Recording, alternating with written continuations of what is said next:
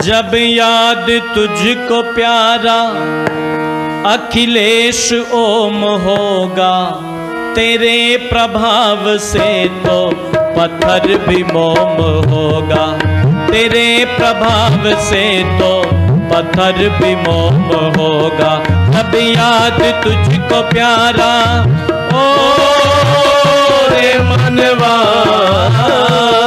जब याद तुझको प्यारा, जब याद तुझको प्यारा अखिलेश ओम होगा, तेरे प्रभाव से तो पत्थर भी मोम होगा। तेरे प्रभाव से तो पत्थर भी मोम होगा। होगा हो अलौकिक प्रकाश आत्मा में, प्रकाश आत्मा में,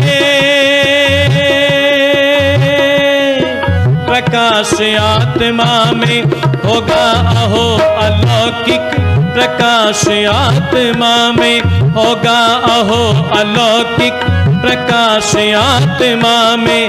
आनंद मग्न पुलकित तेरा रोम रोम होगा।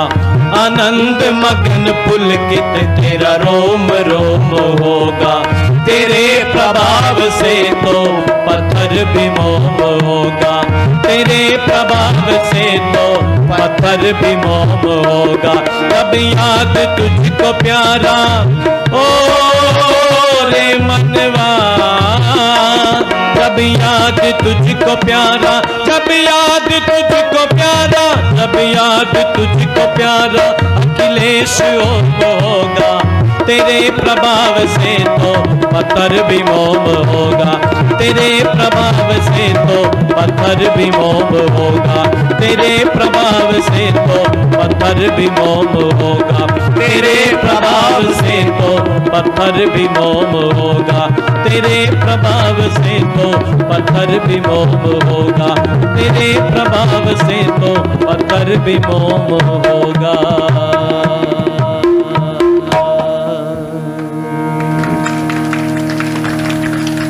उपस्थित सभी धर्म प्रेमी बंधुओं, पूजा व सत्कार के योग्य वंदनीय मातृशक्ति, बहुत अच्छी अच्छी चर्चाएं मेरे से पूर्व आप भजनों के माध्यम से, प्रवचनों के माध्यम से श्रवण कर रहे थे।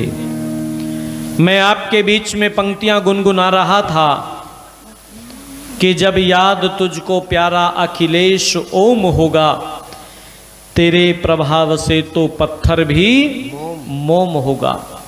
और इससे पहले मैं पंक्तियां आपसे साझा कर रहा था कि सबके गुण अपनी हमेशा गलतियां देखा करो, जिंदगी की हूबहू तुम झलकियां देखा करो। और बड़े गजब की पंक्तियां लिखी कवि ने कि जिंदगी में चाहते हो सुख यदि अपने लिए, तो दूसरों के गम में अपनी सिसकियां देखा करो। जो परोपकार में अपने जीवन को लगाता है वो जीवन धन्य होता है, वो जीवन स्तुत्य होता है। और याद रखना, जो केवल अपने लिए जीता है, तो भर्तृहरि जी ने 2 गीदड़ों के माध्यम से एक घटना को प्रेषित किया। एक नदी में एक लाश बही हुई जा रही है। 2 गीदड़ नदी के किनारे पर खड़े हुए हैं।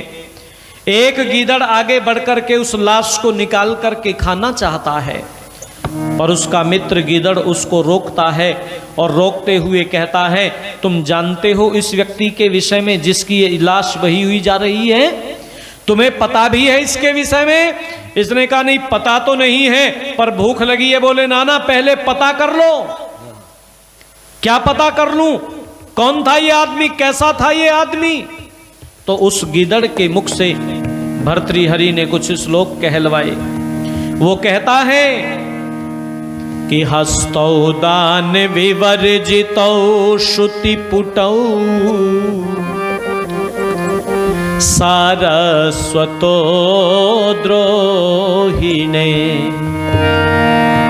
नेत्रे साधु विलोकनेन रहिते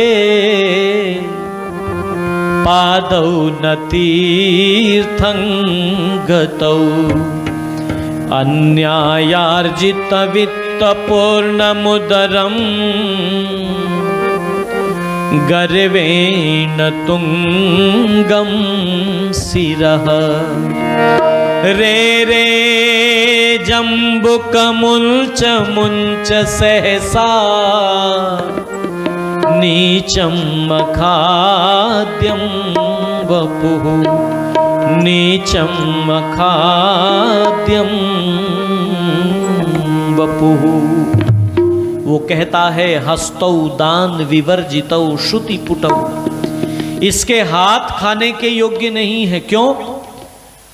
तो कहता है क्योंकि इन हाथों से कभी इसने शुभ कर्मों में दान नहीं दिया, इन हाथों से कभी किसी गिरते हुए को उठाने का काम नहीं किया, इन हाथों से हमेशा दूसरों की टांग ही खींचता रहा, हमेशा दूसरों की टांग खींचता रहा।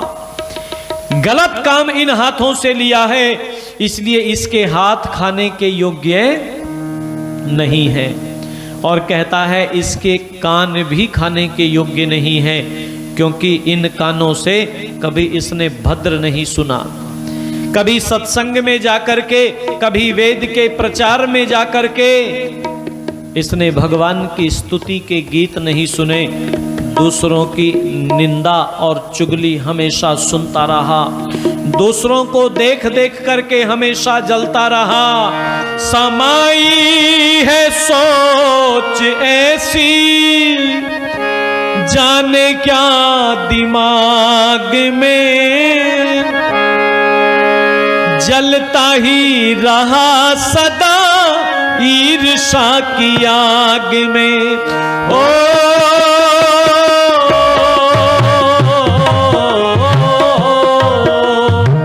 समाई है सोच ऐसी जाने क्या दिमाग में, जलता ही रहा सदा ईर्षा की आग में, जलता ही रहा सदा ईर्षा की आग में। निंदा पराई करता, निंदा पराई करता, निंदा पराई करता रहा तू फिजूल रे। कैसे मिलेंगे तुझे खुशियों के फूल रे, कैसे मिलेंगे तुझे खुशियों के फूल रे। दूसरों की राह में बिठाता है शूल रे, दूसरों की राह में बिछाता है शूल रे। कैसे मिलेंगे तुझे खुशियों के फूल रे, कैसे मिलेंगे तुझे खुशियों के फूल। भूख से सताए को ना दिया एक ग्रास भी, बुझाई ना गई किसी प्यासे की प्यास भी। ओ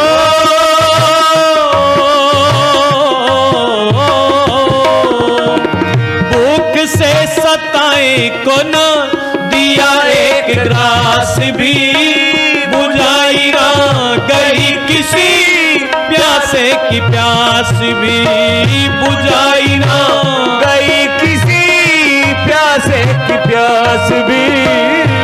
इंसानियत का जो था, इंसानियत का जो था, इंसानियत का जो था फर्ज गया भूल रे। कैसे मिलेंगे तुझे खुशियों के फूल रे, कैसे मिलेंगे तुझे खुशियों के फूल रे। दूसरों की राह में बिछाता है शूल रे, दूसरों की राह में बिछाता है शूल रे।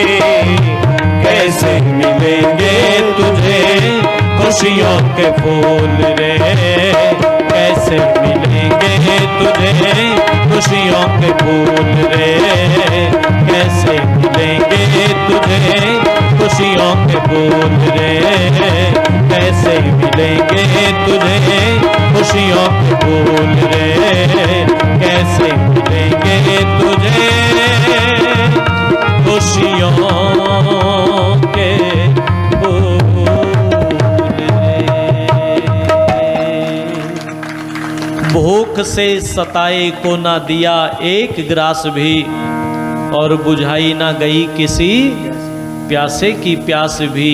इंसानियत का जो था फर्ज गया भूल रे, कैसे मिलेंगे तुझे खुशियों के फूल रे।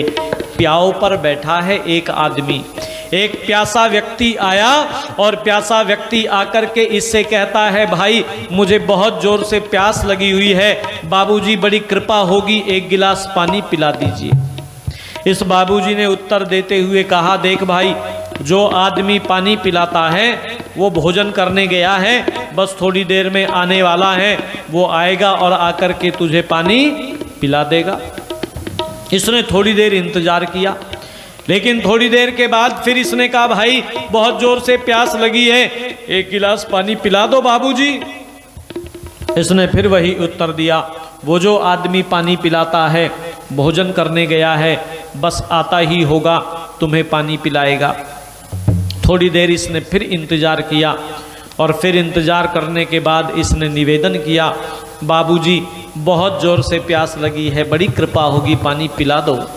लेकिन इस बाबूजी ने फिर वही उत्तर दिया, वो जो आदमी पानी पिलाता है वो भोजन करने के लिए गया है, बस आएगा वही पानी पिलाएगा। इस प्यासे व्यक्ति ने इस बाबूजी को कहा, जरा ध्यान से सुनना क्या कहा। इसने कहा, बाबूजी बहुत जोर से प्यास लगी हुई है, प्यास के मारे प्राण निकला जाते चाहते हैं। ओ बाबूजी बड़ी कृपा हो जाएगी यदि थोड़ी देर के लिए आप ही आदमी बन जाएंगे तो। सुभाष जी बड़ी बात कह गया वो आदमी, आप ही थोड़ी देर के लिए आदमी बन जाइएगा बाबूजी, बहुत प्यास लगी हुई है, बहुत प्यास लगी हुई है।